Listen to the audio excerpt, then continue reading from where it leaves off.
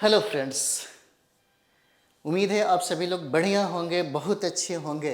पढ़ाई लिखाई भी अच्छा खासा चल रहा होगा।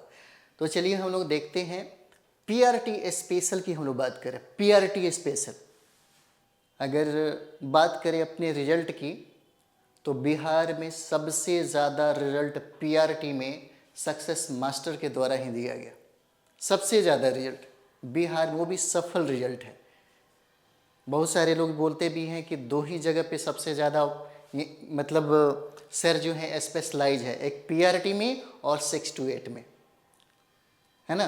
तो पीआरटी और 6 to 8 में सबसे ज़्यादा जो रिजल्ट है यह सक्सेस मास्टर के द्वारा ही पूरे बिहार में, है ना, अधिकतर देखिएगा।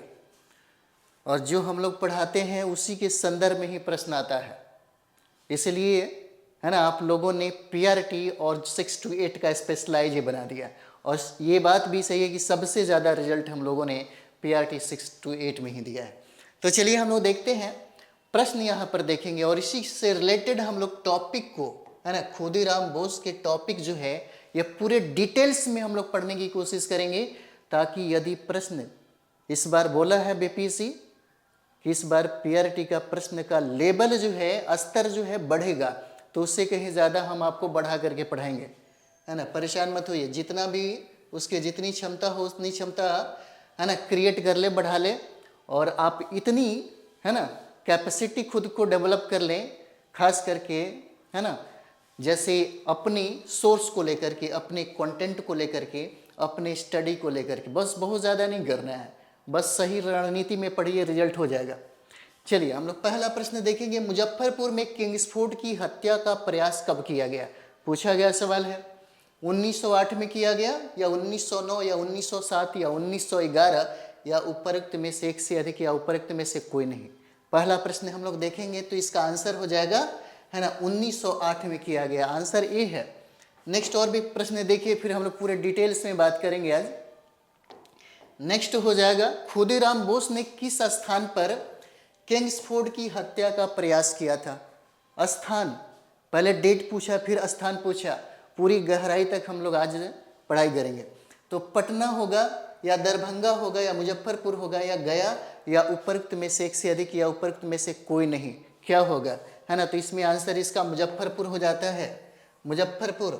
नेक्स्ट हम लोग यहाँ पर देखते हैं तीसरा जो सवाल पूछा हुआ है ना। देखिए प्रश्नों का संदर्भ क्या है, क्या प्रश्न पूछा जा सकता है आपसे? प्रश्न वही है, प्रश्न से प्रश्न बना करके ही आपसे प्रश्न पूछता है। तीसरा जो हम लोग प्रश्न देखेंगे, मुजफ्फरपुर बम कांड 1908 में का संबंध इनमें से किसके साथ है? क्या सावरकर के साथ है, या अजीत सिंह के साथ है, या प्रफुल्ल चाकी के साथ है, या बिपिन चंद्रपाल के साथ है, या उपरोक्त में से एक से अधिक, या उपरोक्त में से कोई नहीं? क्या होगा? तो इसका आंसर प्रफुल्ल चाकी हो जाता है। आंसर क्या है?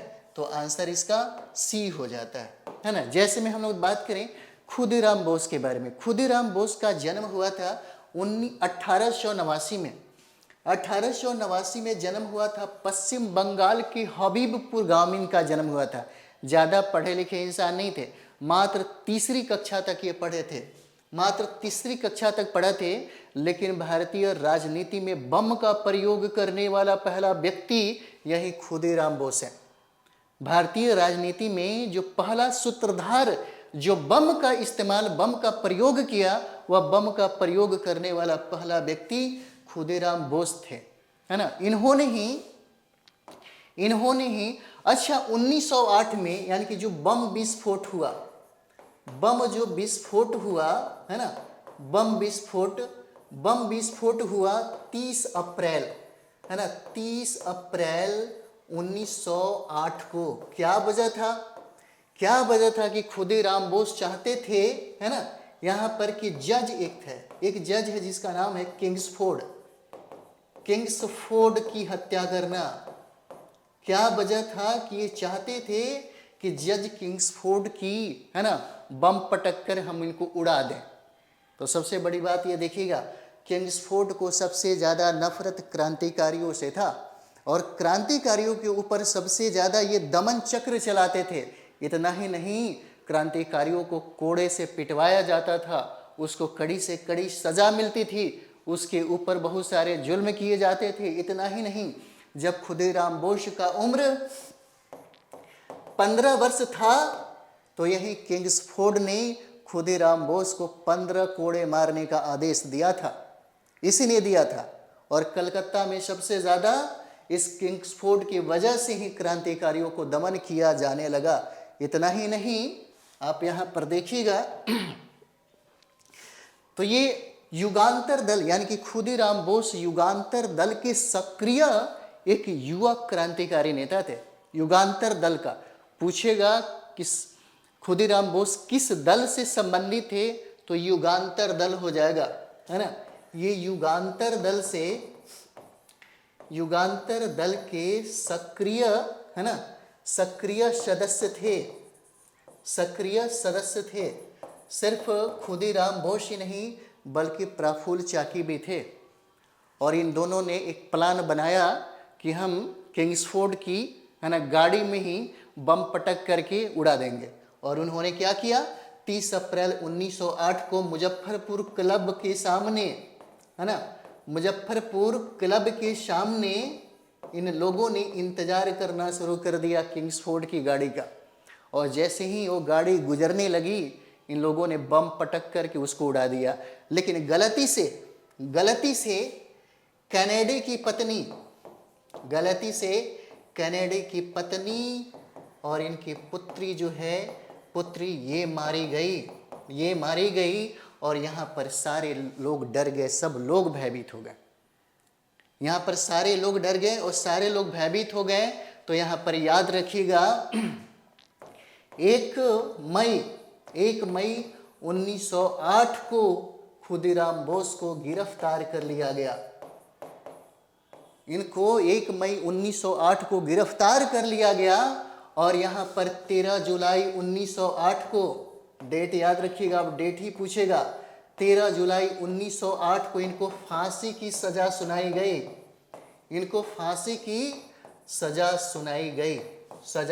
गई, है ना। लेकिन इनके बचाव में बहुत सारे नेता सामने आए। बचाव में जो वकील हैं उनका भी नाम देखिए। खुदीराम बोस को बचाने के लिए, है ना, कई जो वकील थे वो सामने आए। जैसे यहाँ पर देखिएगा, इनका नाम है ना, कालिदास बसु है, ये इनके वकील थे। इतना ही नहीं, यहाँ पर देखेंगे उपेंद्रनाथ सेन हो जाते हैं। एक और नाम भी है, क्षेत्रनाथ बंदोपाध्याय, क्षेत्रनाथ बंदोपाध्याय जी हैं। बंदोपाध्याय, इन लोगों ने इनके पक्ष में यानी कि खुदीराम बोस को बचाने के लिए वकालत भी की, लेकिन इनको बचाया नहीं जा सका। और खुदीराम बोस को, है ना, 11 अगस्त 1908 को, है ना, 11 अगस्त 1908 को फांसी दे दी गई। और यह फांसी दिया गया, है ना, मुजफ्फरपुर के सेंट्रल जेल में इनको फांसी दिया गया। और वह समय था सुबह के 6 बजे इनको फांसी दिया गया। और उस वक्त इनके हाथ में गीता था। इनके हाथ में क्या था? गीता था। 11 अगस्त 1908 को इनको फांसी दी गई। खुदीराम बोस पहले क्रांतिकारी नेता थे जिनकी उम्र, है ना, उम्र कितना था? तो 18 वर्ष की अवस्था में इनको फांसी दी गई।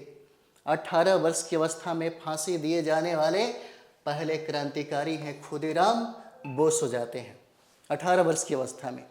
उसके बाद एक और घटना होती है, वो भी देख लीजिए, है ना। प्रफुल्ल चाकी